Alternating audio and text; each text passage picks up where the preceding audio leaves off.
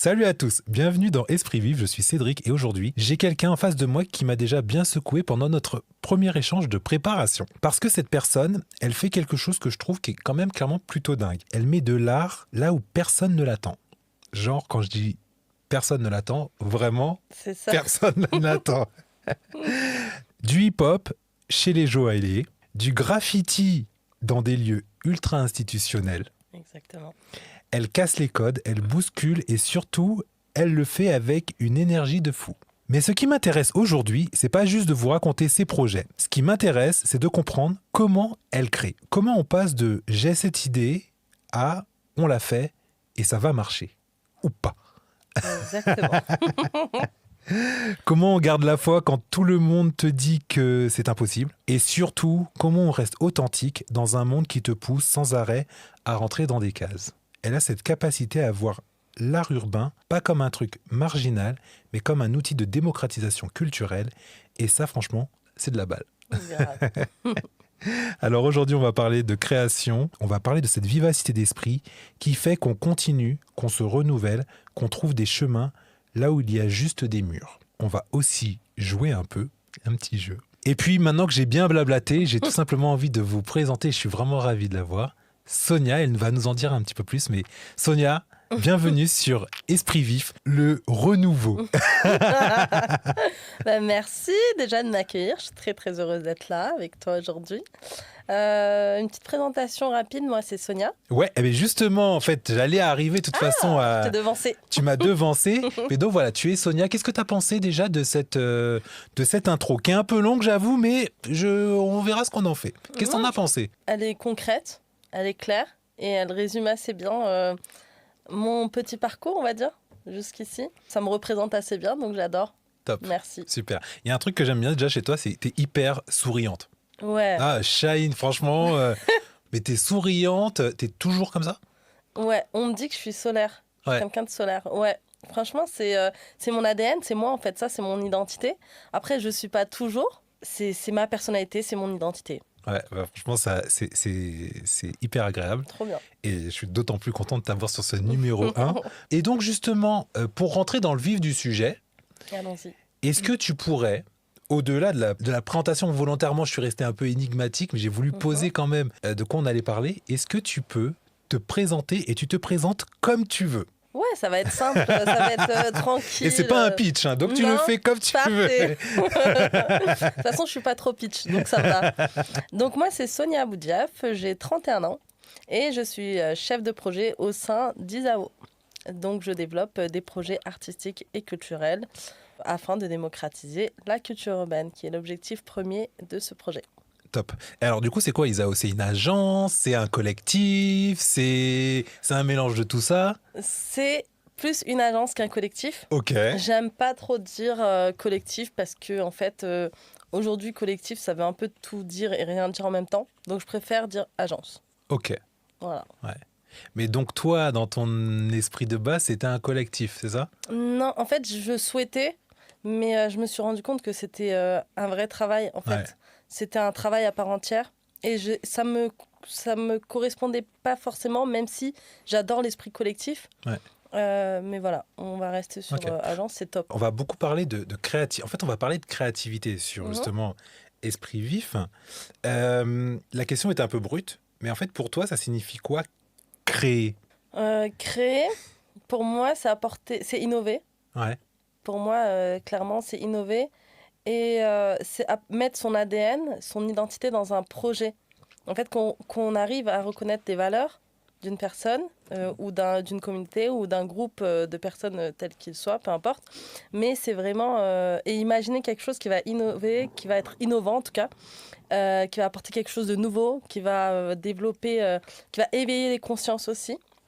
J'aime bien. Artistique et culturel. J'aime bien, là, éveiller les consciences, on y reviendra. Avec plaisir, mais c'est ça pour moi créer. T'as toujours été dans l'événementiel? Pas du tout. Tu faisais quoi en fait avant? Alors pas du tout. Pas du tout. Moi, j'ai fait un bac L. Je suis partie en fac de droit. J'ai fait une licence de droit privé, Ouais. donc 3 ans. La troisième année, je l'ai redoublée. Comme on dit, j'ai retapé ma L3. Et donc pendant un semestre, j'avais vraiment rien à faire. Oui, je me suis dit, je peux pas rester là à rien faire, à contempler La Rochelle et compagnie. Donc, je me suis dit, let's go, partir pour une aventure. Et je suis partie à Londres. Ok. J'ai vécu à Londres, je devais rester 2 semaines, je suis restée 2 ans. Là-bas, j'ai développé des compétences dans la vente et le marketing et dans le management. Donc voilà, et puis je suis revenue, j'ai fait des métiers qui tournaient beaucoup autour de l'hôtellerie. Donc beaucoup de réception, bagagerie, équipière, valet, etc. Enfin, femme de chambre. Plein de petits métiers comme ça, parce que c'est quelque chose qui m'intéressait beaucoup. Donc j'ai voulu explorer ça à mon retour. Et ensuite, le Covid est arrivé, donc stand-by.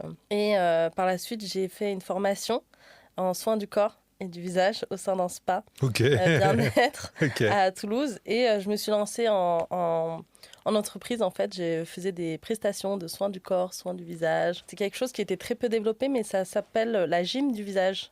Ok. Voilà. C'est quand tu sais ça? Exactement. Ouais. En fait, l'idée, c'est de...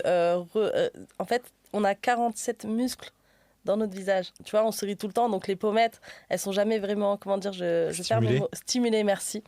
Et donc voilà, l'idée c'était ça réduit les rides. Donc voilà, ça c'est une petite astuce, comme ça tout le monde sait. Et voilà, après en fait, je me suis dit, bon, qu'est-ce que je fais ? Moi j'aime beaucoup l'art, j'aime la culture, j'ai toujours adoré l'événementiel. Comment je pouvais m'intégrer ? Puis je dessinais beaucoup, plus jeune, vraiment beaucoup. À 6 ans, je faisais des toiles énormes au centre de loisirs. Au lycée, je dessinais aussi beaucoup. Art plastique, 19 de moyenne. Voilà. Respect. Juste, non, mais en dehors du respect, tu te dis qui s'investit autant personne, c'est pour ça que j'y respecte. Personne. Et moi, je donnais vraiment tout. J'ai adoré ça. À savoir aussi que quand je suis revenue de Londres, j'ai bossé dans l'hôtellerie pendant 1 an et demi. Ensuite, donc, il y a eu le Covid, gros stand-by. Et ensuite, pendant 1 an, j'ai postulé parce que je voulais quand même vivre de mes études, de ce que j'avais fait. Et donc, j'ai postulé dans pas mal d'entreprises.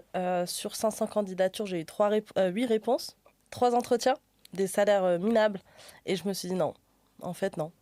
Finalement, c'est pas vous qui ne voulez pas de moi, c'est moi qui ne veux pas de vous. Clairement, je me suis dit non, c'est bon. J'ai un certain respect pour moi aussi. Je considère que je vaux mieux que ça. Et je vais créer mon opportunité. C'est joli.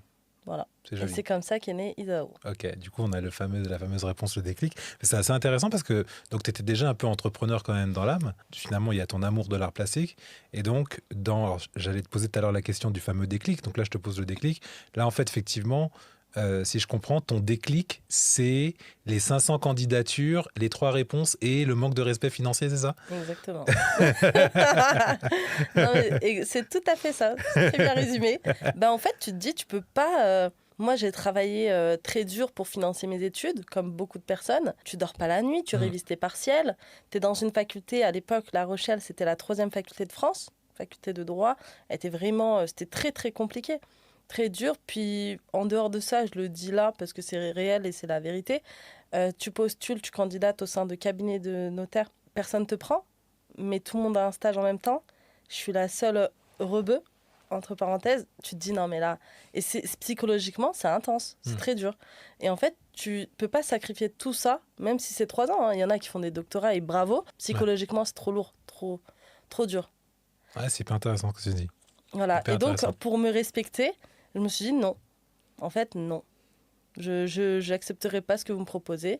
Et puisque personne comprend et n'arrive à voir que j'ai des compétences et que je suis qualifiée sur pas mal de domaines, et moi, je vais le montrer, en fait. Et je vais monter ma boîte à moi. Top. Et alors, j'adore. Enfin, on pourrait en parler pendant des heures. Oui. C'est un sujet hyper intéressant. Personnellement, je me suis lancé dans l'entrepreneuriat. Je savais que j'allais entreprendre, mais un peu dans la même histoire que toi. Sauf qu'en fait, moi, je sentais que je n'avais pas trop envie de rentrer en salariat. Okay. Donc, j'ai quand même en fait envoyé des lettres de motivation. Et pour répondre, je crois que j'avais pas eu de réponse. Et j'avais eu une réponse en refus. Et personnellement, je l'ai plutôt vu comme un signe. Mais effectivement, je rejoins quand même en fait ce que tu dis. Tu as certains métiers, et moi je voulais en fait dans l'événementiel en plus, tu as certains métiers en fait c'est assez compliqué, c'est très concurrentiel, la communication c'est hyper concurrentiel. Donc à un moment, je me suis dit, est-ce que je vais continuer à courir derrière les gens ou est-ce que je vais essayer d'aller... La phrase que tu as dit que j'aime bien, aller essayer de chercher, de créer mon opportunité. J'aime Exactement. beaucoup cette phrase, vraiment. Moi aussi. J'avoue, Et j'ai kiffé. non, mais c'est bien en fait de se rappeler un moment, de se dire. Et puis après, il y a d'autres éléments. Toi, tu parles de respect, mais c'est assez intéressant effectivement de se dire est-ce qu'à un moment, juste pour rentrer donc dans une case, je prends le salaire, même si ça ne correspond pas du tout Exactement. en fait à ni ce que je vaux, ni ce Tout à que je fait. voudrais en fait recevoir, mais au moins j'ai un salaire, je suis salarié. Exactement. Ou est-ce que effectivement je prends des risques? C'est la sécurité ou les risques, c'est ça. J'aime bien. Et donc, si tu veux, pour rester sur cette idée, donc, je comprends donc le déclic et je vais rester dessus. Quand tu as une idée en tête, t'es plutôt têtu ou t'es plutôt je fonce, t'es plutôt je réfléchis. Comment tu la matures et donc ce qui va nous faire arriver à, du coup, Isao, comment tu l'as lancé et ses débuts. Ok. Je suis têtue, j'assume. Je suis hyper têtue. Mais en même temps, je me dis, il faut absolument que je propose quand même mon idée. Même si je sais qu'il va y avoir des non, des oui, des discussions autour de ça. Mais moi, j'y vais quand même. Parce qu'en fait, moi, je considère, au vu de ce qu'il y a en place, c'est la meilleure chose. C'est ce qui va dynamiser un événement. C'est ce qui va apporter une valeur ajoutée. C'est ce qui va ramener du peps. Et les gens vont se souvenir de la marque grâce à un spectacle de danse, une fresque en live. Je sais pertinemment que ça va marcher. Là où ça bloque, après, je sais plus si c'était ça la conversation qu'on avait eue. C'était une histoire de pouvoir, de hiérarchie, etc. Ouais, exactement. C'est ça ? On en avait parlé. Ok, super. Tu peux rentrer déjà un petit peu dedans si tu veux, ou on reviendra dessus de façon. Ouais, c'était. Non, mais c'était pour dire, voilà, je suis têtue, je réfléchis beaucoup, mais je fais en sorte qu'elle soit aussi claire, logique. Je vais pas proposer un projet hyper politisé, par exemple, au sein d'institutions voilà, qui ont déjà un bord politique. L'idée, c'est pas ça. Justement, la culture, l'art, avec un grand A, avec un grand C, c'est fait justement pour sortir, pour mettre en avant toutes nos compétences artistiques et culturelles, parce qu'on en a toutes. Mais il faut pas que ça empiète sur l'autre. Faut pas qu'il y ait des débordements. Donc, bien sûr que je suis têtue, mais je sais, voilà, régler les bords et faire en sorte qu'il n'y ait pas forcément de refus, parce qu'il y a des refus, il y en a tout le temps, il y en aura tout le temps. C'est surtout qu'ils se disent, ah ok, ça a du sens. Là, il y a du potentiel. Il y a une valeur ajoutée. Bon, ça, on n'est pas trop OK, mais si elle le tourne comme ça, c'est bon, c'est faisable. Voilà, moi, c'est ça mon travail. Ok, tu viens arrondir les angles. Exactement.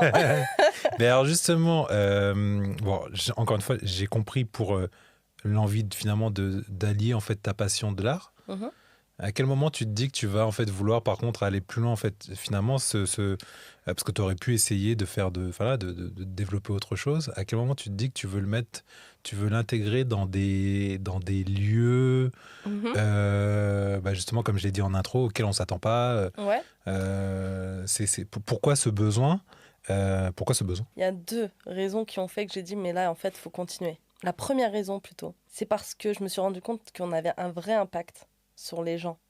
Quand je dis un impact, c'est un impact sur leur psychologie, en fait, dans leur mental. On apporte quelque chose de concret, on fait du bien aux gens. C'est ça la première raison.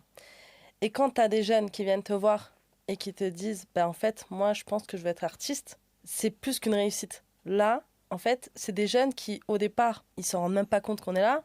Ils font semblant de regarder sans s'intéresser.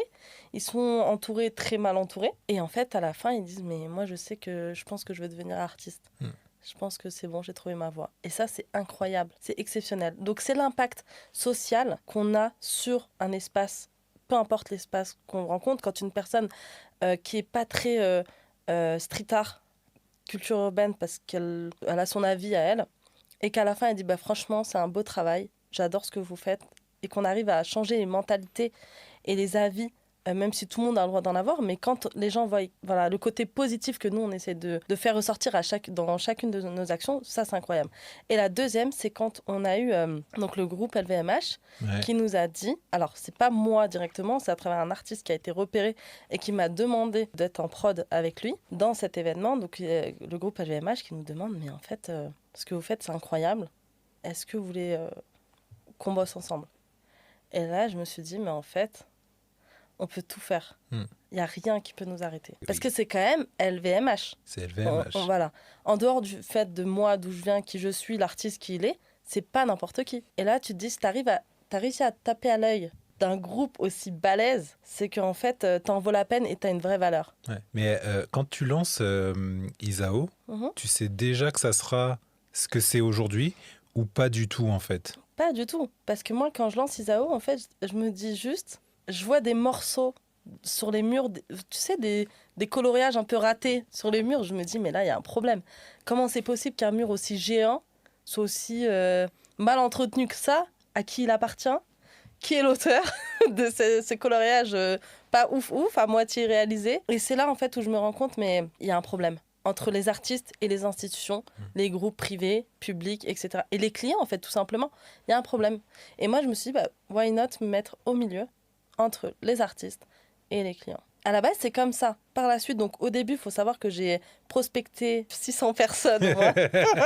C'était très mal fait, c'était nul, mais c'était très drôle parce que c'est un moment dans ma vie qui était vraiment très drôle parce que j'étais acharnée. Je disais, je vais y arriver, je vais le faire, etc. Donc je faisais plein de choses n'importe comment, quoi. Et en fait, je me suis dit, non, attends, on réfléchit différemment. T'es sur un territoire qui a besoin d'avoir des actions sociales, culturelles et artistiques.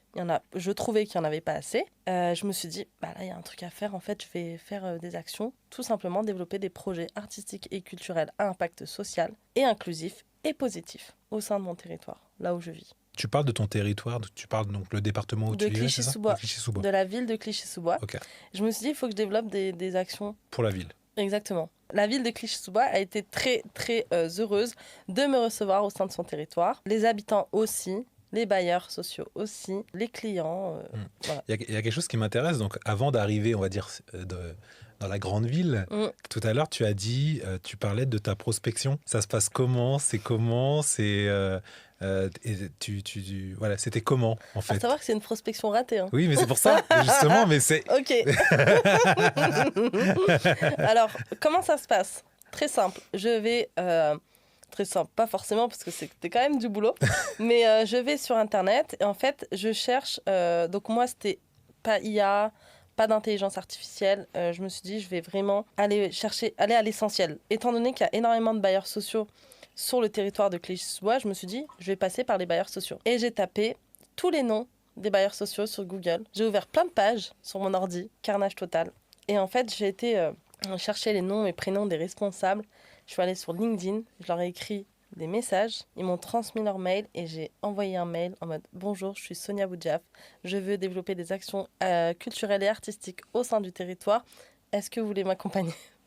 Ok, c'est très bien. Voilà, tout simplement. J'ai eu des retours. Simple. Ouais, j'ai eu des retours et c'est grâce à ces mails-là que j'ai eu mon premier contrat. Ouais, mes premiers projets, je les ai développés en faisant cette prospection nulle. D'accord. Comme quoi. C'est marrant, alors je la trouve pas nulle, je la trouve hyper efficace. Non, mais c'est... En fait, dans la construction, tu vois, les trucs un peu formels... Tu vois, enfin voilà, un gars pro de la prospection, il voit ça, il me voilà. Mais... Ouais, mais est-ce que finalement, tu vois, en plus c'est un vrai sujet là qui arrive en ce moment. On le voit, alors t'as l'IA, on sait que l'IA peut clairement t'aider à poser des points, réfléchir autrement, avoir une autre vision. Sûr. Et en fait, on s'en rend compte. J'ai écouté un podcast récemment qui parlait notamment de cet usage. En fait, toute l'année dernière, pendant 1 an et demi là, t'as eu le gros engouement sur l'IA et encore plus entre 2024 et 2025 où là tout le monde était là, c'est waouh, l'IA ça peut tout faire, c'est super, regarde, j'ai même plus besoin de réfléchir, je pose une idée, je lui demande tiens fais-moi ci, il le fait. Et là en fait on se rend compte en 2026 qu'il y a un besoin de retour à l'authenticité. Exactement. Ce qui finalement en fait est rassurant, c'est qu'une fois qu'on a compris en fait que l'outil te met dans une case, parce qu'en fait c'est ça, c'est-à-dire qu'à un moment on peut reprendre les posts de l'année dernière de plusieurs personnes, tous ressemblent, les mêmes emojis, les mêmes trucs, la même manière d'écrire, parce qu'en plus ça va dedans, c'est que dans cette manière d'écrire, en fait les gens prennent même plus le temps d'essayer de se dire ok ouais alors exactement, machin chouette a posé en fait. tel outil a posé ça et en fait mais c'est pas comme ça que je voudrais le tourner, donc je vais essayer de le retourner à ma manière. Exactement. Donc en fait même pas, il le garde et avec les traits et tout, tu sais les tirets. Ouais, les petits tirets, mais je me demande pourquoi d'ailleurs, mais bref, mais tu vois les petits tirets et tout ça. Et donc c'est vrai que je pense que toute cette IA automatisation, aujourd'hui là on revient en fait à ce besoin quand même de faire un peu de justement du naturel, et t'as cette tendance aux fautes d'orthographe qui revient. Ah bah voilà. Donc justement pour prouver qu'en fait t'es un humain. Exactement. Voilà. Non mais c'est fou. Et moi je suis totalement d'accord avec toi. Je suis pas anti-IA parce que ça m'aide à synthétiser, à travailler différemment en fait. Mais par contre les idées, la création de projets, ça je peux pas l'IA. Ouais. Je peux pas. En fait, on s'inspire de nous, de toi, de moi, de l'extérieur du monde, de personnages emblématiques de l'histoire. On s'inspire de tellement de choses réelles, concrètes dans la vie, qu'en fait, il y a personne d'autre qui peut créer ce que nous, on crée. Certes, l'IA, c'est fort. Il peut te dire, voilà, comment créer une chaise de A à Z en 4 minutes 30, mais il n'y a rien. Ton ADN, ton identité, pour moi, dans la vie, elle est extrêmement importante. Ouais. De la conserver. Ah, c'est bien ce que tu dis. Et de s'en servir. Oui. Et de s'en servir. Mais on s'en sert pas assez. Non. On s'en sert pas assez. Non. Moi, j'aime bien les gens créatifs. Moi aussi. Non, mais vraiment. Parce que je travaille avec plein d'artistes méga créatifs. Ouais. Et des fois, le seul truc, c'est la limite. Ils n'arrivent pas à avoir la limite. C'est des fois, attends, je vais faire ça. Attends, mais moi, j'imagine ça, imagine. Et tout. Oui, mais le client, on a ça comme budget. Le lieu, il ressemble à ça. Il y a 4 danseurs. Il n'y a pas de DJ. Il n'y a pas de bande-son. Tu vois, il y a tellement de paramètres à prendre en compte. Mais c'est marrant. Mais j'aime bien, moi aussi, les gens créatifs. Si tu me permets, c'est parce qu'en fait, t'as l'impression qu'en fait, on est encore des enfants quand on est créatif. Si tu regardes comment on réfléchit, attends, ma chambre, on pourrait la faire comme ça, avec ces couleurs-là et tout. Et en fait, ça fait du bien. On redevient des enfants. On a tendance à brider la créativité. Dans la société, je parle. C'est-à-dire en fait, quand t'es enfant, en fait, ta créativité, sur le principe, n'est pas bridée.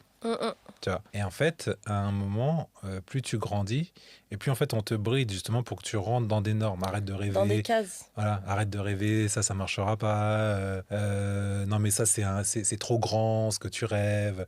Et c'est vrai que finalement, tu sais, ces injonctions, on t'interdit des choses. Mais en fait, petit à petit, effectivement, tu te dis bon, en fait, effectivement, je vais essayer de rentrer dans une case. Et donc ouais, tu t'interdis alors que ça se trouve en fait t'es fait pour être créatif. Et peut-être que c'est là où ça marchera le plus. Tu vois, rester dans ses codes à soi-même, c'est important. Parce qu'en fait, t'es en phase. Si tu crées ça, c'est que t'es en phase avec tes valeurs. T'es en phase avec ce que tu vois autour de toi et ce qui manque pour toi. Il y a un truc que j'aime bien dans la créativité. Je sais pas ce que tu en penses. Je trouve qu'en fait c'est instinctif la créativité. Exactement. Et donc comme c'est instinctif, tu devrais même presque tout de suite, dès que tu as l'idée et que tu t'es assuré à peu près que c'est fonctionnel, le balancer. Ouais, carrément. Sans réfléchir. Ouais, non. Il faut pas réfléchir. Moi, après, je suis mal placée pour le dire, mais je sais que, tu vois, rien que les posts LinkedIn, les stories Insta, j'ai beaucoup de mal à ne pas réfléchir. Moi, je réfléchis surtout constamment. Est-ce que ça va le faire? Est-ce que ça, c'est bon? Etc. Et en fait, c'est parce qu'on est, comme tu as dit, j'ai l'impression qu'on est poussé à rentrer dans des cases. Dans cette case-là, et c'est comme ça et pas autrement. Ouais. Alors qu'en fait, on s'en fout. Ouais. Mais tu as raison, hein. Malgré tout, la techno, alors, tu vois, je suis sur plusieurs projets entrepreneuriaux, je te rencontrais à l'occasion. Là, en ce moment, je regarde mes statistiques sur les réseaux sociaux. La grosse frustration, en fait, tu vois, parce que justement, en fait, on sent que le système, donc là, l'outil, il veut que tu fasses de cette manière. Exactement. Mais toi, tu n'as pas envie. Tu n'as pas envie de rentrer dans les cases que le réseau social t'impose, ou des mots, ou des normes, ou des trucs à dire, ou censurer certains mots parce qu'en fait, l'algo n'aime pas. Et en fait, à un moment, tu es là, tu te fais, bon, bah vas-y, je vais le faire. Mais en fait, c'est affreux parce qu'en fait, c'est pas toi qui veux le faire, c'est qu'à un moment, le système, en fait, te force à le faire. Sinon, en fait, tu vas pas décoller, ton nombre de vues va disparaître. Et c'est pour ça que j'ai beaucoup de mal avec les réseaux et que je suis plus dans le concret, dans la réalité. Et j'ai fait un post il y a pas longtemps, j'ai posté du coup à propos d'un projet. Et au début, je me disais non, j'écris pas, je vais pas dire ça. Et en fait, je dis bah si. Allez, c'était peut-être il y a 2-3 jours. Et en fait, je disais que du fait que je sois 80% de mon temps sur le terrain et pas sur les réseaux, j'en oublie même de partager des moments incroyables avec mon réseau LinkedIn. Et voilà, c'était, tu vois, une phrase d'accroche qui est cool. Mais je me suis dit non, attends, tu peux pas écrire ça. Et en fait, j'ai dit bon, allez, je balance. Sinon, je réfléchis et tu vois, je m'adapte. Mais je suis comme toi, hein. Ma copine a dit Sophie a dit que je réfléchis trop. C'est ça notre problème. Alors que c'est parallèlement, je suis un créatif, mais de fou. Trop bien. Je suis un vrai créatif. Mais à tel point que j'en suis arrivé là, tu vois, dans mes projets, je suis en train de structurer. Et on va reparler un peu justement de la créativité, comment toi tu la gères, comment tu gères avec tes équipes. Carrément. Mais en fait, j'en suis personnellement rendu compte que, en fait, là, je suis en train de travailler sur une manière. C'est pas que je ne sais pas faire tout ce que je ne veux pas faire. Parce qu'en fait, ça bride ma créativité. Exactement. Et tu vois, mais j'en suis même arrivé que, genre, même faire ma compta, c'est pas que je ne sais pas le faire, hein, je l'ai fait, ça me saoule. Ça me saoule, me poser devant un bureau, de devoir, ok, reposer le truc, reposer ça, envoyer tel truc, rechercher tel document. Ça me bourre le crâne, ça me bourre le crâne. Alors que tu vois, perso, ma créativité, c'est genre, je vais me poser sur mon canapé et je vais réfléchir, je vais laisser en fait passer mes idées, je vais lire un livre, je vais, tiens, c'est pas mal. Il y a un truc qui va me venir, je fais, tiens, j'ai l'idée, vas-y. Ouais, tout de suite. Voilà. Ouais. Donc là, je suis en train de travailler sur ce système pour faire en sorte que tous les trucs, en fait, alors c'est jamais évident quand t'es partagé entre, il faut gérer aussi les finances, mais en fait, je me rends compte à un moment, si tu veux réellement développer ta créativité et être purement dedans. Il faut mettre de côté ce que t'aimes pas faire pour être libre avec ce que t'aimes faire. Exactement. Voilà, ça c'est les Exactement. artistes. Peut-être que t'es un artiste. Et tu es un artiste. Je pense. Je pense. Mais tu sais qu'il y a une anecdote comme ça. Il y a un jour, je sais plus où. J'étais, je bossais dans un bar. Et la dame me regarde, elle me fait mais qu'est-ce que vous faites, vous êtes un artiste. Je lui dis, ça dépend comment on voit la chose, parce que pour moi, un artiste, tiens, j'ai envie de te poser cette question, je vais te la poser après. Pour moi, un artiste, justement, c'est quelqu'un qui fait de la peinture, c'est quelqu'un qui... C'est concret. Okay. Tu vois, c'est une fresque, c'est un truc. Quand elle m'a dit ça, c'est marrant, je trouvais que ça faisait pédant que de venir lui dire, oui, je suis un artiste. Ouais. Je pense qu'effectivement, au fond de moi, je suis un artiste. Okay. Parce qu'en fait, dans la manière de créer, ma manière de penser les choses, conscientiser mon environnement, je pense que je suis un artiste, mais en fait, je me considère pas, je vais jamais aller dire je suis un artiste. Ouais, tu considères que c'est un peu trop... Non, je me dis que j'ai pas créé quelque chose... c'est pas légitime. Artistiquement parlant, qui fasse que je puisse dire que je suis un artiste. Et du coup, j'ai envie de te dire, c'est quoi un artiste? Waouh. J'ai envie de te poser la question. Pour moi, un artiste, c'est une personne qui met à profit, ou en tout cas qui crée ce qu'il a dans la tête. Parce que pour moi, un artiste, c'est pas forcément un talent.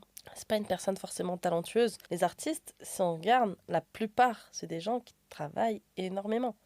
Ils bossent énormément. Ils développent, ils créent, ils imaginent, ils écoutent, ils lisent. Ils vont visiter des lieux, puis ils s'intègrent, et puis ils vont faire s'intégrer à des compagnies de théâtre, de danse, de musique, etc. Et pour moi, en fait, c'est tout simplement une personne, moi, en fait, j'adore ça. Il a écouté un jour un son, il a vu une image, quelque chose, et s'est dit, mais c'est ça que je veux faire. En fait, dans sa tête, ça prend tellement de place qu'il n'a pas le temps pour se dire, finalement, je vais aller dans la restauration, ou je vais aller... En fait, il n'a pas le choix. C'est quelque chose qui l'envahit, et il se dit, mais en fait, demain, je vais aller m'entraîner au 104. Demain, je vais aller à l'atelier street art.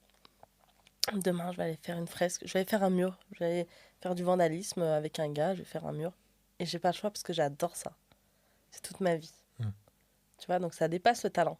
Tu sais pas si t'es talentueux. T'as entendu une musique, t'as vu quelqu'un danser, ça t'a inspiré, ça t'a mis des idées dans la tête et tu peux plus le lâcher. Ça veut pas dire que t'es talentueux. Et donc, voilà, tu t'entraînes, tu te casses le dos, ton corps se fragilise. Avec la danse notamment. Le graphe, il faut aussi de l'inspiration, il faut aussi s'intéresser tout le temps à ce qui se passe, à l'actualité, même si tu as ton ADN et ton identité. Voilà, pour moi, un artiste, c'est une personne complète. C'est des personnes qui sont pudiques sans être pudiques. Je le dis tout le temps. Intéressant. Ouais. J'adore me mettre en scène sur les réseaux.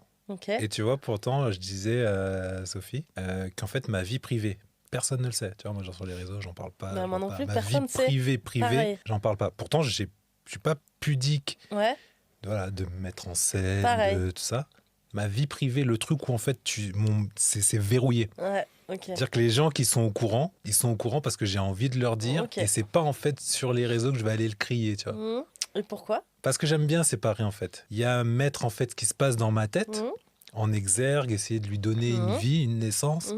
Et il y a en fait ce truc que je peux à un moment séparer et me dire en fait là, c'est encore un autre moi. Ok. Tu vois ? C'est génial. J'adore comment tu dis ça parce que c'est tellement moi. Mais je te jure, moi, après, si tu me permets aussi. Mais je t'en prie, par rapport à l'entrepreneuriat, je pense qu'il y a ce côté-là aussi. On se dit, mais les gens ne s'intéressent pas vraiment à nous. Non. Parce qu'en fait, t'es entrepreneur. Tu sais, moi, des fois, et ça, j'ai pas de problème à le dire. Tu sais, mon père, il m'appelle. Sonia, tu peux venir, on va faire quelques courses ensemble. Ou je voulais te montrer un truc, viens voir. Mais je travaille. Et tu sais, c'est tous les jours. T'as quelqu'un qui vient de ma famille ou de l'extérieur ou peu importe. Ça te dit, demain, on prend un verre ? Je travaille. Et tu vois, c'est de constamment faire comprendre aux gens que, en fait, je bosse. J'ai un vrai métier, c'est un vrai travail. Ouais. En dehors de ça, j'ai une équipe aussi avec qui je travaille. Donc, il faut aussi coordonner les projets et le travail global. Et je pense parce qu'on se sent seul. Je pense qu'on est seul. Parce que les gens ne nous demandent pas, tu sais...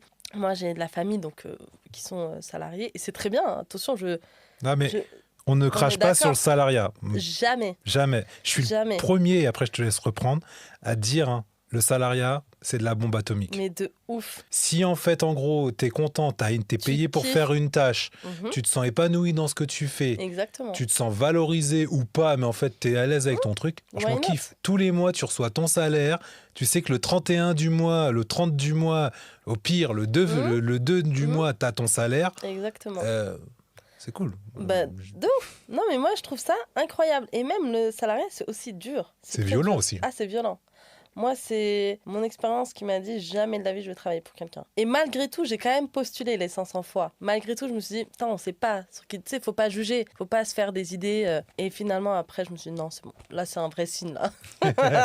Franchement, 1600 € net. Non, pour ce que j'ai fait, le taf, etc. Et chez Airbus, encore plus, non. Là, il y a un problème. Non, là, il y a un problème. Donc, pour revenir, en Ouais, fait, je pense que moi, ma sœur, elle rentre du travail, tu vois, elle a des choses à raconter, où on lui demande, bah alors, le boulot, ça s'est passé comment? Tu vois, moi, personne s'intéresse. Personne va demander, bah alors, le boulot, ça dit quoi? Là, t'es sur quel projet? Hier, qu'est-ce que t'as développé? Qui est-ce que t'as rencontré? Tout simplement, comment ça s'est passé? Parce que moi, je mets pas mon privé. Bon, après, j'ai peur de montrer ma vie privée. Je ne sais pas pourquoi. Mais je pense que c'est parce qu'aussi, bah, finalement, on ne s'intéresse pas à moi. Donc pourquoi je vais montrer, tu vois, ça sert à quoi? Je vais garder pour moi. Alors, tu vois, je te disais oui. Enfin, je pense que les gens s'intéressent à nous. Mais juste, c'est qu'ils ne comprennent pas forcément. Parce que tu vois, par exemple, quand tu partages sur les réseaux sociaux, quand tu parles de ton activité ou autre, ainsi de suite, en fait, il y a deux choses. Les réseaux sociaux, c'est une sorte aussi de créativité, mais les réseaux sociaux, en fait, ça a développé chez les gens, on a un peu dévié du sujet, mais c'est pas grave, c'est hyper intéressant quand même. On va revenir après, t'inquiète. Mais en fait, les réseaux sociaux, c'est une mise à nu. Les réseaux sociaux, en fait, en gros, on ouvre une frontière un peu sur son soi. Récemment, j'étais en vacances. Tu vois, toi, t'as vu un petit peu. D'autres gens m'ont dit, ah, tu nous as fait kiffer avec tes vacances. Et tu vois, par exemple, et pour raconter un truc qui est assez parlant, je rentre. Là, je montre une story de je suis retour sur Paris. Et il y en a qui m'ont écrit, haha, ça y est, bienvenue, maintenant tu reviens à la vérité. Et tu vois, en fait, alors, je l'ai même pas mal pris parce que en fait pour moi c'était une normalité que de rentrer et c'est cool de rentrer en fait. Ouais, bah oui. Donc j'étais même pas vexe en fait par le message, mais si tu veux la réponse, c'est globalement les gens sont curieux de savoir ce qui se passe. Donc en fait on est curieux de oui, il y a de la curiosité. Parfois réellement intéressé et parfois malsaine. On a tous ouvert ce truc de savoir qu'est-ce qui se passe chez toi, qu'est-ce qui se passe chez lui, est-ce qu'elle réussit, est-ce qu'il réussit, est-ce qu'il est en échec. D'accord. Et donc, tu vois, pour aller plus loin, en fait, c'est ce qui fait que personnellement, en fait, je protège en fait mon autre vie privée parce qu'en fait, celle-ci c'est à moi. Donc en fait, si je te dévoile un truc, c'est que je veux bien te le dévoiler. Mais c'est parce que t'as peur d'être attaqué. Non. Pas attaqué, mais t'as peur d'être mise à nu entre guillemets. Ça protège. Ça protège, ok. Ça tu ressens protège. le besoin de te protéger. Ouais, c'est ma protection, c'est ma bulle. Okay. C'est-à-dire, mais pourtant, tu vois, je peux sur LinkedIn, il y a un an, pour mon anniversaire, j'ai montré une tranche de vie. J'étais à l'hôtel avec ma chérie, et en fait, j'avais des ailes d'ange, et en fait, j'ai sauté sur le lit j'ai réutilisé cette tranche, et puis je l'ai utilisée pour mon anniversaire. Donc, comme quoi, t'as pas forcément ce problème-là. Non, mais par contre, c'est une vraie manière de protéger. Ok. Tu vois, c'est cool. Et au moins comme ça, je peux parler de tout. Tu vois, ça m'est même arrivé de faire des photos un peu en nudité avec ce que les réseaux nous permettent encore de faire. Ouais, ça me pose pas de problème. Tu vois, j'ai pas de problème avec ces sujets-là. Mais j'aime bien me dire, ok, ça, on sait pas. Et un jour, il y a mon ancien boss qui m'a dit, Cédric, tu parles. Et je le regarde, j'ai fait, ouais, mais est-ce que tu sais vraiment, est-ce que tu écoutes vraiment en fait ce que je dis? Et en fait, dans cette phrase, il fait stop et je fais, moi en fait en gros je parle de plein de trucs, mais en fait ma vie privée, la vraie, peu de personnes la connaissent. Peu de personnes savent réellement qui je suis. Tu vois. Parce qu'en fait c'est à moi. Ta bulle. Donc quand j'en parle, si j'en décide d'en parler, c'est pour une raison bien précise. Jamais je vais te parler en fait de juste pour me dire je vais me faire du buzz, je vais parler de ça. Ou je vais montrer ça juste pour dire c'est cool, ça va parler. Ça. Bah, c'est vrai que c'est en vogue en ce moment. Tu sais, moi, il y a un truc que... je me permets, si t'as fini... Je t'en prie. Ouais, j'avoue, j'ai un peu trop de politesse en moi. Non, mais c'est ton moment. Moi, je viens l'accompagner un petit peu, mais c'est ton moment, c'est toi la queen. Yes. Non, mais ce que je voulais dire, c'est qu'il y a cette réalité-là. Mais j'entends ce que tu veux dire par rapport à la curiosité, je suis trop d'accord. En fait, je pense que les gens sont curieux, mais ils n'osent pas. Je pense. pour pas dire qu'ils s'intéressent pas, mais en fait, ils sont curieux et ils n'osent pas te demander alors qu'est-ce qui se passe, comment ça se passe, etc. Peut-être que c'est touchy pour eux. Peut-être qu'ils ont peur de se dire attends, ça se trouve là, c'est cool complet. Ou attends, là, elle est débordée. Les gens, en général, s'intéressaient un minimum, un peu plus, tu vois. Je pense que ça fait du bien aussi. Ah, mais je suis d'accord avec De toi. se dire que les gens s'intéressent. Ouais. Tu sais, j'en parlais il y a pas longtemps avec mon mari. Je disais, mais en fait, au final, toi, on te demande alors tes œuvres, machin, parce que c'est un artiste. Où est-ce que ça en est alors, hier, ça s'est passé comment? Mais moi, je suis dans l'ombre. Après, c'est une volonté de ma part. Hein. Attention, c'est aussi une volonté. Ça, je l'assume à 100%. Mais pour autant, tu sais, je suis débordée. Isao, ça marche, ça le fait. Il y a des projets, il se passe plein de choses. On est appelé à droite à gauche. Il y a des comptes aussi rendus, des bilans qu'on doit faire de fin de projet. On a une équipe avec nous, de la com, des trésoriers, de la compta. On est une équipe, on est quand même 5, tu vois. Et c'est moi qui coordonne, on va dire. Je ne les gère pas, je coordonne, je ne veux pas dire gérer. Ah non. Mais... Voilà. Je coordonne les projets et autres. L'autre jour, je dis, mais en fait, de où toi on te demande et pas moi, tu vois. C'est pas de la jalousie, mais je me dis juste, c'est 3 ans de travail aussi, toute seule derrière mon bureau, où j'ai mûri les projets, j'ai fait pas mal de sacrifices, hein, on va dire les choses. C'est comme dans le salariat, tu fais aussi des sacrifices. Voilà, c'est quand même quelque chose, je trouve, qu'il faut dire et ne pas arrêter de le dire parce que parfois, malheureusement, les gens ne s'en rendent pas compte. Mais il y a beaucoup de temps qui est mis dans ces projets. Et au bout de 3 ans, je me dis, mais en fait, moi aussi, je suis là. Hein. Je suis pas invisible. Mais voilà, pour rebondir sur le côté un peu utiliser son enfant sur les réseaux, sa vie privée, tu vois, pour mettre à profit que les gens aient un peu de compassion et d'empathie. Ça, tu vois, moi, je le ferais pas. Je suis trop d'accord. C'est pas un truc qui me fait kiffer parce que je considère que on est censé être assez dur pour faire kiffer les gens avec ce qu'on a. Il n'y a pas besoin de surfer sur « Ah, moi, je suis... » Tu vois, par exemple, solo entrepreneur. Mais ça, je suis d'accord. Hein. Je suis pas... C'est important de le dire aussi. Les mômes entrepreneurs, là. Mais tu vois, moi, je voulais aborder ce sujet-là. Et je me suis dit, mais non, je vais surfer sur le truc du moment. Tu sais, les darons qui tiennent leur bébé de 2 mois. « Ah, putain, je suis sur mon bureau, je suis en train de bosser en même temps. J'allaite mon fils. » Enfin, tu vois.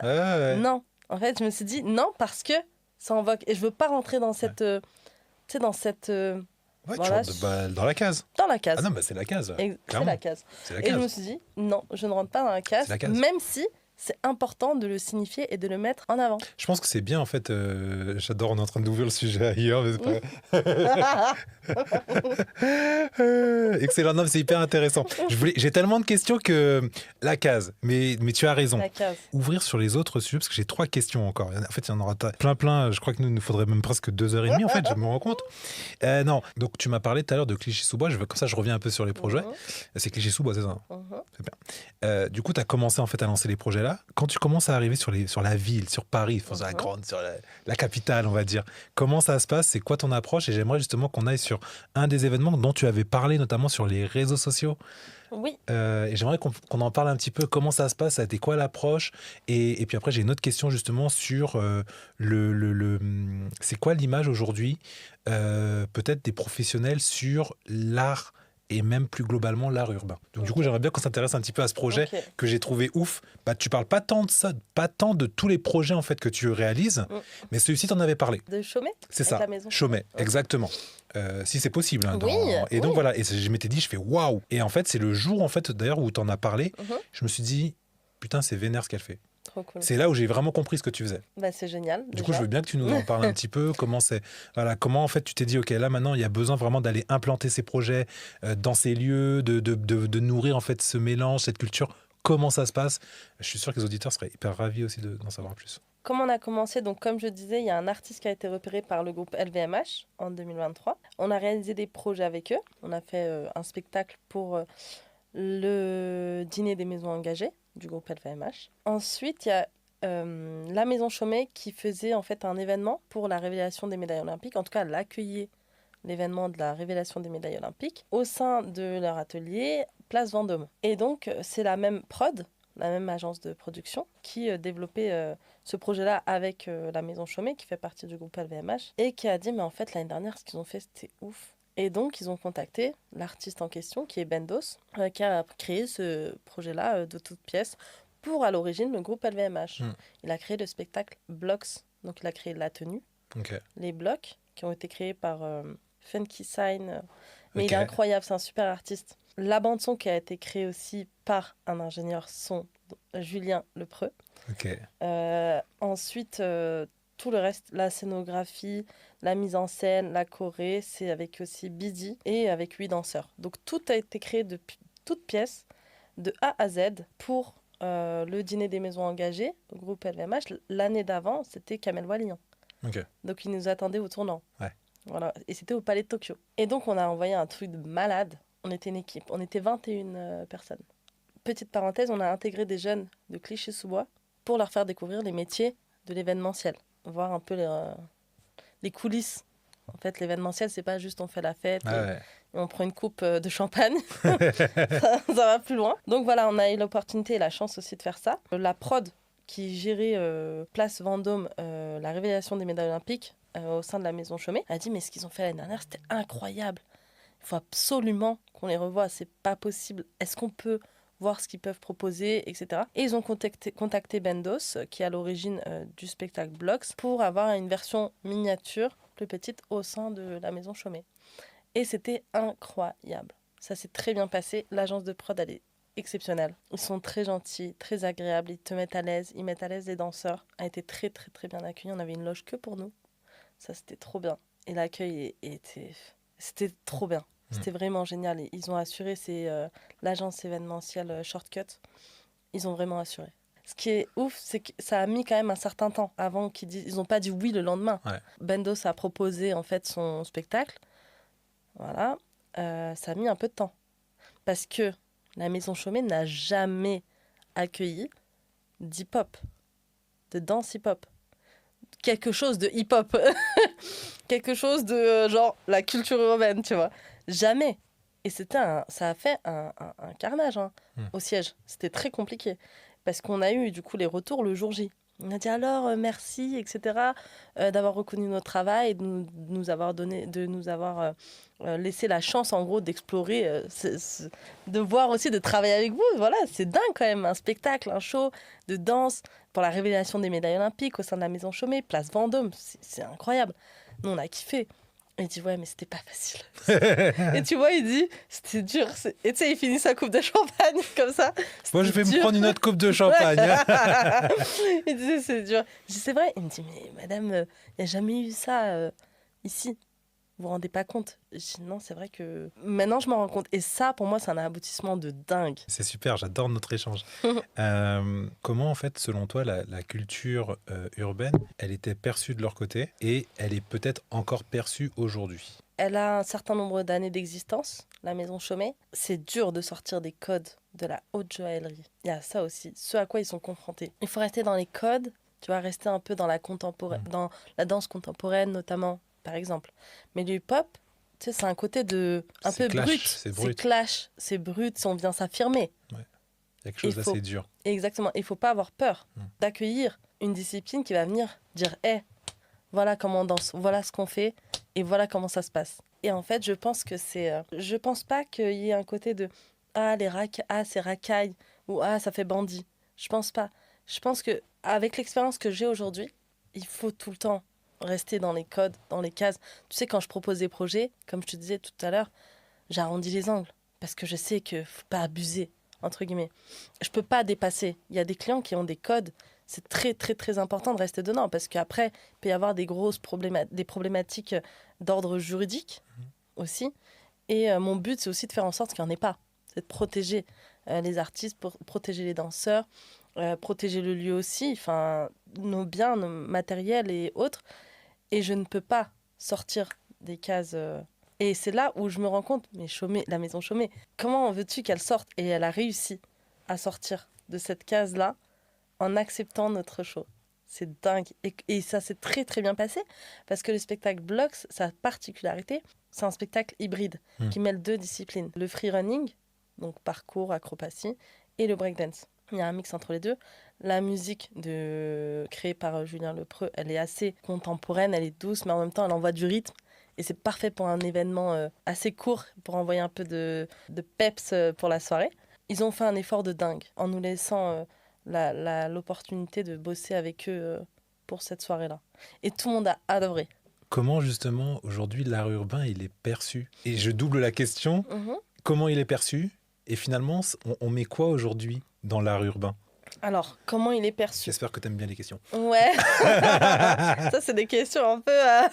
Non, mais avec le recul que j'ai et l'expérience, les échanges que j'ai assez souvent, je me rends compte qu'en fait, la culture urbaine en France, en tout cas je me prononce en France, Mhm. est vraiment avec surtout les institutions publiques, les groupes aussi privés, ils ont encore du mal, ils ont peur de laisser la place à la culture urbaine. Mhm. Il y a aussi des réductions budgétaires au sein de l'État qui ont été réalisées. Ouais, ouais. La culture urbaine reçoit que très peu.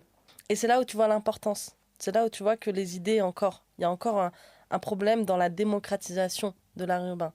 Il y a un problème, on a du mal à pousser. Tu sais, des fois, je propose des projets. On me dit, ah oui, non, mais le tag, vous savez, nous, c'est compliqué, on ne peut pas accueillir ça au sein de notre établissement. Je dis, mais c'est pas du tag. Tu vois, tu es obligé d'éduquer les gens encore. Et je reviens à ce que tu disais tout à l'heure, ce qui t'a marqué en tout cas tout à l'heure, c'est éveiller les consciences. C'est ça, en fait, notre job aussi. C'est OK, mais je vais quand même t'expliquer la différence entre le tag et le street art, même si j'ai pas la définition la plus... je suis pas artiste, tu vois. Mais je me considère aujourd'hui légitime de dire, ben non, le tag, c'est ça, et le street art, c'est ça. Donc l'art urbain, il est encore perçu malheureusement comme quelque chose d'assez street, qui fait assez street. Ouais. Street dans le sens où, oh, c'est du tag sur les métros. Street ou ghetto? Oh, les deux. D'accord. Ouais, les deux. Parce que voilà, il y a encore des gens qui, grâce à ça, qui font des conférences, qui expliquent la différence. Tu as des artistes qui se montrent de plus en plus parce qu'ils ont besoin de dire je ne fais pas de tag, je fais du street art et ce n'est pas pareil. Je suis artiste peintre et pas tagueur. Je ne savais pas que ça allait revenir aussi souvent dans mes échanges avec mes clients. Je ne savais pas que c'était quelque chose qui allait freiner, parce que ça freine. Hein. Les gens ont peur. Tu vois, moi, j'étais pas en direct avec la maison Chaumet. J'étais avec la prod. Ouais. Donc, je sais pas ce qui se disait entre Ouais. la maison Chaumet et la prod. Ça a dû envoyer du lourd. Je pense. Mais c'est assez intéressant parce que est-ce que tu dirais qu'en tout cas la maison Chaumet, ça t'a permis ensuite de justement d'aller ouvrir d'autres projets encore plus, j'ai presque envie de dire symboliques Oui, oui, oui. Après, je me suis toujours dit, le groupe LVMH, la maison Chaumet, ça a été la chance pour moi de voir à quel point les gens ont encore besoin de nous. Et à quel point ça fait du bien d'avoir des spectacles vivants. Ça apporte tellement, ça change un événement.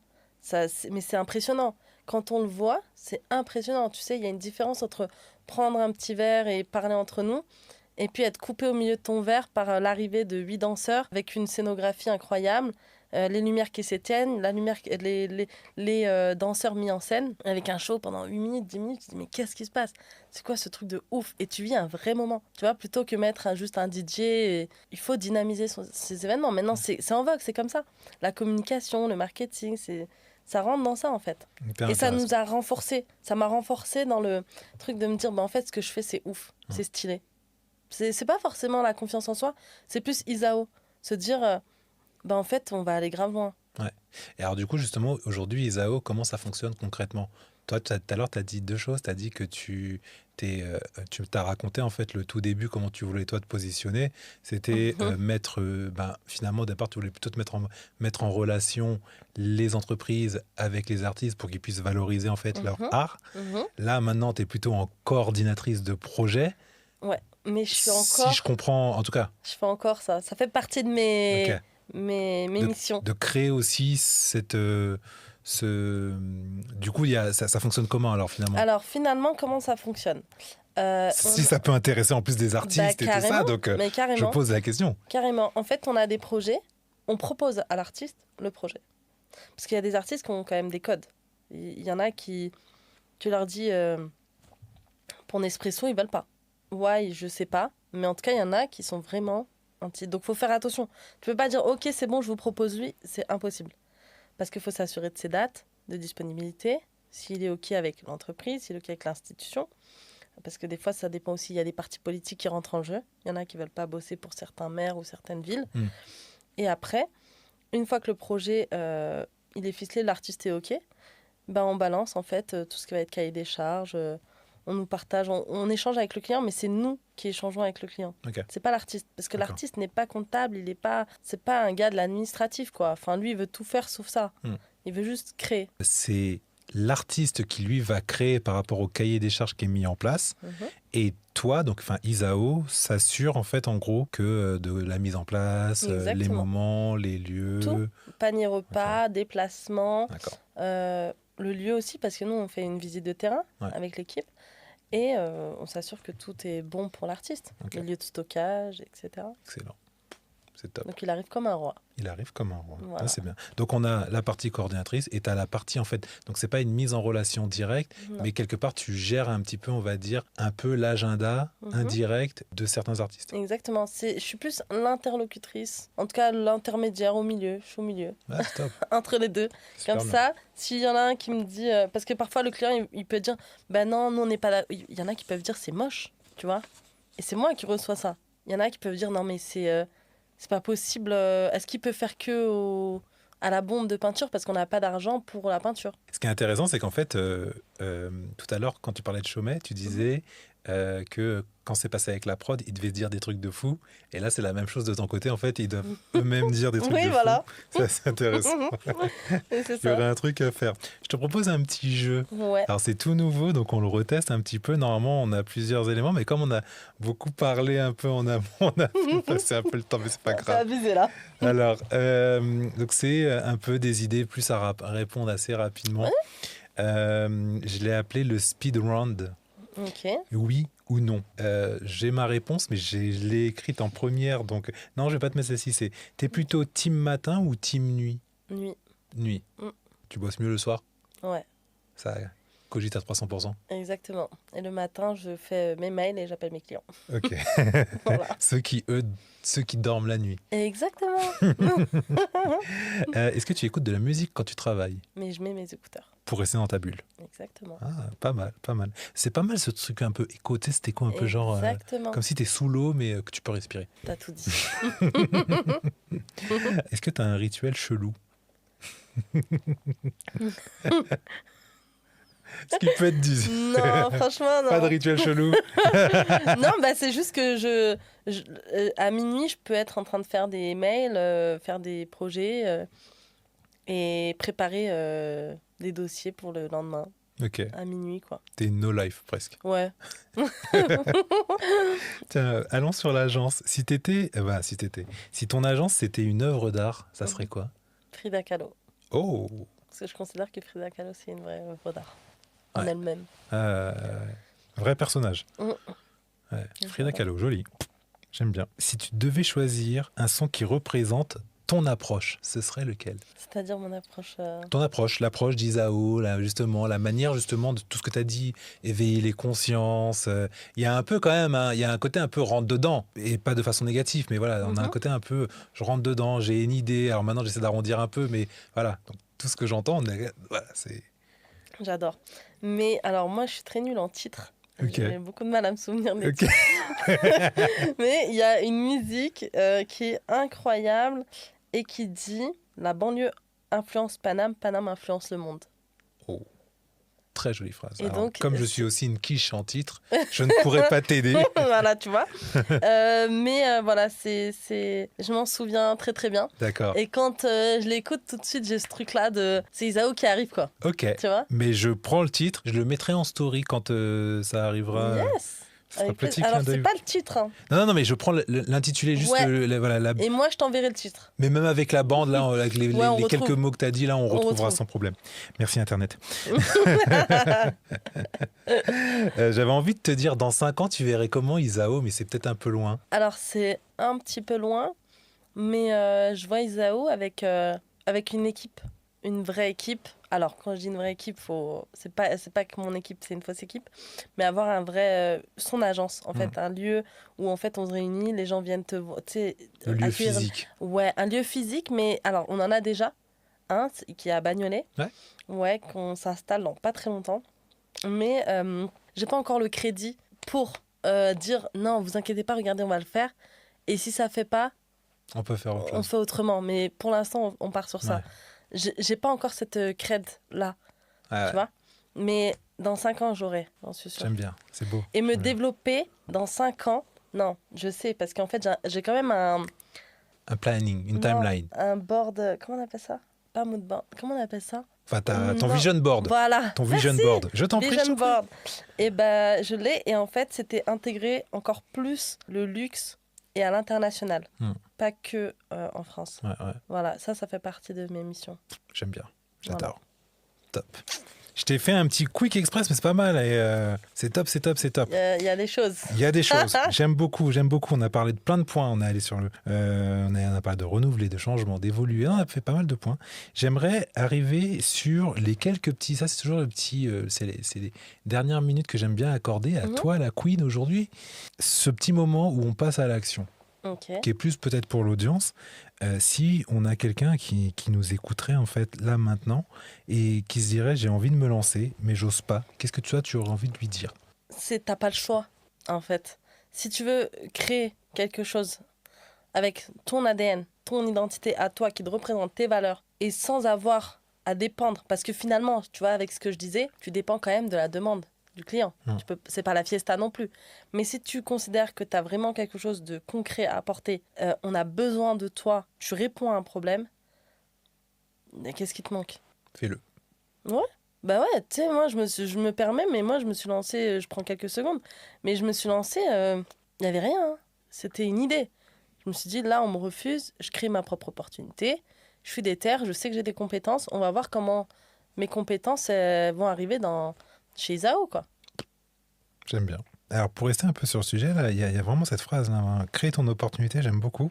Et alors, pour rester sur créer son opportunité, selon toi, c'est quoi le premier pas concret à faire quand tu te dis, quand justement tu as cette idée, c'est quoi le premier pas concret? Parce que tu peux en fait avoir cette envie, te dire je le sens, mais pourtant être freiné. Du coup, ça serait quoi le premier pas concret quand même pour se dire ok? Ben, il n'y en a pas. Il n'y en a pas. Il n'y a pas de premier pas. Parce qu'il y a quelque chose de très drôle, tu vois. Je t'ai dit, je voulais être au milieu entre les artistes et les clients. Donc à la base, je voulais être agent d'artiste. Ouais, ouais. Ok. Ensuite, une fois que quand j'ai envoyé mes 500-600 mails, là, j'ai fait mes cartes de visite. Ok. Ça n'a pas de sens. J'avais pas de site internet. Et après, j'ai créé un site internet. Alors, j'avais pas fait de projet encore. Tu vois, donc j'avais pas vraiment. Donc j'ai tout fait n'importe comment. En fait, moi, ce que je dis, là, j'ai un jeune que je suis depuis quelques mois maintenant, et je lui dis en fait, lance, va, pars, crée ton sirette. Crée ton sirette. On sait jamais. Si demain tu rencontres un client, une personne, tu bois un café, il y a quelqu'un avec qui tu discutes, ça se passe plutôt bien. Il se passe un truc. Tu dis, mais en fait, tu fais quoi dans la vie? Eh ben, je suis chef de projet artistique. C'est dingue. J'ai un événement, justement, j'ai besoin d'un artiste, t'es chaud. Et comme ça, t'attends pas ton sirette, t'attends pas le document, t'attends pas ton avis de situation, t'attends pas ton compte bancaire, etc. Enfin, lance, juridiquement, protège-toi, numéro de sirette, et petit à petit, tu vois comment ça se passe. De toute façon, t'as rien à perdre. Tu sais, mon numéro de sirette, je l'ai créé en 2021. Un an après. Non, un an avant. Parce que. Non, mais moi, je l'ai créé parce que je me suis dit, de toute façon, il faut que je me lance dans un truc. 6 mois après, je fais ma formation au spa, j'ai ma formation, et ensuite, je vais masser les gens à domicile, du coup, et ensuite, je me lance. Enfin, je fais Isao. Enfin, c'est. Tu vois, il y a tout qui est déconstruit. Donc, il n'y a pas de pas. Il n'y a pas un premier pas. Je dirais, protège-toi juridiquement. Peut-être c'est le truc le plus important. Et après, attends, il y a LinkedIn. Il y a les mails partout. Tu veux prospecter chez n'importe qui. Tu peux aller sur place, rencontrer les gens. Tu vas à des événements. Aujourd'hui, il y en a plein des événements. BPI France, il y en a d'autres. Il y a plein de choses qui se passent. Donc, c'est free, quoi. Let's go. Let's go. Est-ce que toi, tu as eu des mentors? Des menteurs. Est-ce que des liars. Est-ce que tu as eu des mentors? Des gens qui, justement, peut-être t'ont aussi accompagné dans cette aventure? Non. Non. J'aurais aimé, hein? Non. Voilà. Il y a un dernier sujet peut-être que je voulais quand même aborder, j'espère qu'on a le temps. Tu as parlé d'un sujet qui était que quand tu es une femme, c'est plus compliqué pour pouvoir poser et lancer des projets. Et encore plus, alors même si tu m'as dit que tu voulais pas, mais aussi quand on a une origine typée. Oui. Est-ce que tu veux m'en parler un petit peu? Comment on fait pour quand même justement poser voilà, ouais. Voilà. En fait, ça a été vraiment compliqué parce que je propose des projets qui vont au sein d'une hiérarchie que je n'ai pas en face de moi, donc je ne peux pas développer mon projet à la personne directement, la personne décisionnaire. Et quand je propose les projets, ils disent « Attends, c'est une rebeu ». Et ça, je le sais parce que les personnes décisionnaires m'ont déjà fait des retours parce que D'accord. maintenant j'ai des bonnes relations avec eux et ils ont compris mon approche, etc. Ils m'ont dit attends Sonia, t'es une rebeu, tu viens d'un quartier, puis t'es une meuf. Et c'est marrant comme quoi moi je m'étais un peu détachée de tout ça. Moi je me suis dit bah non en fait, tu sais je suis née en France, je suis Sonia, mon fils est français, mon mari aussi. Enfin, je voyais pas le truc. Et je me suis toujours dit, oh, arrêtez avec vos excuses, tu vois. Et c'est sincère, hein. Pour moi, c'était des excuses. Les gens qui disaient ça. Et finalement, quand tu le vis, quand tu comprends petit à petit, tu te dis, mais attends, il y a tout qui va là. Qu'est-ce qui va pas? En dehors du fait qu'ils aient pas besoin de moi, parce qu'ils peuvent ne pas avoir besoin de moi. Ça, c'est une chose. Qu'est-ce qui se passe? Et en fait, quand les décisionnaires, 2 personnes en particulier, m'ont fait un retour sur meuf, regarde-toi et tu vas comprendre. Et c'est malheureux, mais en même temps, tu te dis ok, donc ça existe encore. Ça te met à la page en fait. Tu dis donc en fait, on est encore bloqué sur ça. Mais moi, comme je force toujours, tu vois, ce que je disais tout à l'heure, je force parce que je sais qu'il y a un truc à faire, pas parce que c'est le néant. J'arrondis les angles, je propose autre chose, une autre musique, un autre show, un autre danseur. Et ça le fait, mais c'est dur. Et tu sens qu'ils sont pas vraiment chauds. Ouais. Et il y a quelqu'un d'autre qui a dit oui pour toi. Mais en fait, tu te bats. En fait, tu te bats 2 fois plus. Et ça, je pense, vraiment, hein, sincèrement, je pense que c'est vrai. Aujourd'hui. Et je dis encore, je pense, tu vois. Parce que j'ai encore ce truc qui... Je veux pas forcément l'accepter. Ouais. Mais je me dis, bah en fait, tant mieux, comme ça. Et moi, tu sais, je fais bosser des artistes meufs, du coup. Parce que, de plus en plus, parce que je me dis, mais en fait, il y a tellement besoin. En fait, parce que je me suis rendu compte qu'elles étaient un peu mises à l'écart, qu'on préférait les mecs, ou parce que, les rebeux, bof, bof, bah du coup, je vais faire bosser. Tu vois, je vais essayer de faire accepter tout le monde, de un vivre ensemble, tu vois. Je dis pas que je suis un peu bisounours, mais ça peut paraître bisounours, mais c'est pas le but. Le but, c'est de se dire, venez, on crée un truc de ouf ensemble. Ouais. Et regardez ce qui se passe. Je suis sûre que chacune des personnes a une volonté de bien faire et de développer un projet qui a du sens, qui a du potentiel, qui va apporter une valeur ajoutée à l'événement, ok, ou à l'entreprise, ou à la structure, ou à l'institution. Le mot de la fin, c'est pour toi. Après, C'est moi ? Oui, c'est toi. T'es sûr ? C'est sûr. Ok, c'est moi. Attends, c'est une vraie responsabilité là. Qu'est-ce que tu auras envie de dire? Où est-ce qu'on peut te suivre? Tout ce que tu veux. Oui, après moi, ce que je voudrais dire, c'est assez simple. C'est juste peu importe, c'est un peu bateau, mais peu importe d'où on vient, ce qu'on fait, ce qu'on dit, ce qu'on est, il faut juste y aller. Parce que faut se dire qu'en fait, il n'y a que nous qui sommes nous. Il n'y a pas 2 Cédric, il n'y a pas 2 Sonia. Il y a une personne à chaque fois qui a tout ce qui fait qu'elle est aujourd'hui. Et donc, soyez vous-même. Putain, ça fait un peu McDo, mais... Ah bah... Non, mais en fait, en dehors de soyez vous-même, venez avec votre projet parce qu'on a besoin. Tu sais, aujourd'hui, il y a plein d'agences dans le street art, dans la danse, dans la culture urbaine qui développent des projets. Mais si on me choisit moi, c'est parce qu'ils veulent avoir affaire à moi et pas à quelqu'un d'autre. Parce que j'ai quelque chose de différent, en tout cas qui les intéresse. Ouais. Et sinon, c'est Isao Agence. Isao Agence, où est-ce qu'on peut Sur suivre? Instagram. Sur Instagram. Ouais, Sonia Boudiaf sur LinkedIn. Ok, et donc sur Instagram, ça s'écrit comment? Isao, IZAO, Ouais. tiré du bas, Tiré agence. _ agence. Très bien. Underscore. C'était super, c'était hyper intéressant. Je retiens en fait, il y a tellement de choses que tu as dit, mais je vais résumer un petit peu notre échange à une chose qui est créez-vous des opportunités. Des fois, je fais des trucs beaucoup plus longs, mais en fait, voilà ce que je retiens en fait de tout ça, c'est créez-vous des opportunités. Et si vous voyez en fait qu'il y a la possibilité peut-être de changer quelque chose, bah, en fait, osez aller défoncer les portes. C'est ça en fait. En fait, c'est ça. Non, mais c'est clair. Hein. Tu sais, c'est clair et net. Hein. Tu sais, Fatima Das, peut-être que je me permets. Fatima Das, qui est autrice du roman La Petite Dernière. Ok, je connais pas, mais je note. Et ben, elle a été défoncer les portes. Ok. Tu sais, on a eu un échange avec elle il y a pas longtemps. Elle est venue faire un échange, discuter avec le club des lecteurs à Clichy-sous-Bois, parce qu'elle est originaire de Clichy-sous-Bois. Ouais. Et elle a dit un truc qui m'a beaucoup marqué. Elle a dit, mais tu sais, moi, j'écris pas pour le kiff. Hein. J'écris parce qu'il faut dénoncer des choses. Et là, en fait, on parlait d'un 2e roman. En fait, ça m'a fait titre tout à l'heure parce que tu as dit on va jouer un jeu. Et son 2e roman, c'est Jouer le jeu. Ok. Faut que tu le lises, il est incroyable. Ok. Il est vraiment top. Note. De Fatima Das. Et elle a dit, moi, je fais pas parce que je kiffe. Ça me fait pas kiffer de ouf hein, d'écrire. Et j'écris parce qu'il faut dénoncer. Il y a des choses qui doivent être écrites et les gens doivent lire. Donc ça a été adapté en film, pardon, qui a fait un carton au cinéma. Les Césars, Cannes, parce que en fait, elle a abordé des sujets très touchy, mais dont il fallait parler. Donc ce que je disais, c'est là où je voulais en venir. Le lien, il se fait dans le sens où moi, j'adore l'événementiel, mais ça me fait pas kiffer d'avoir des artistes qui font la gueule, qui sont pas contents, qui se prennent pour je ne sais qui, ou alors des clients qui insultent pas, mais qui dévalorisent. Tu sais, le travail des artistes et mon travail, ça me fait pas kiffer. Mais en fait, il faut que ça existe, il faut que ça se développe. Et on parle de la culture urbaine, et c'est ce que je te disais la dernière fois, c'est un outil. Ouais. L'art est un outil pour faire passer des messages, qu'on peut vivre ensemble, on peut créer ensemble. Regardez comment on fait du bien aussi, c'est ce que je te disais la dernière fois. Les gens, quand ils vont au cinéma, au théâtre, ou voir un spectacle, la plupart, ils ont besoin.